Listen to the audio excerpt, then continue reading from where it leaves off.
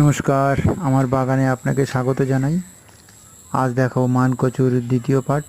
মানকচুর উপকারিতা কি আপনাকে একটু বোঝাবো। আমাদের বাগানে মানকচুতে আছে দরকারি অ্যান্টিঅক্সিডেন্ট ও বিটা ক্যারোটিন, যা শরীরের রোগ সৃষ্টিকারী ফ্রি র্যাডিক্যালসকে দূর করে। ভাইরাসজনিত সর্দি কাশি ঠেকাতে এবং মাথা ব্যথাতে মানকচু খুব কার্যকর।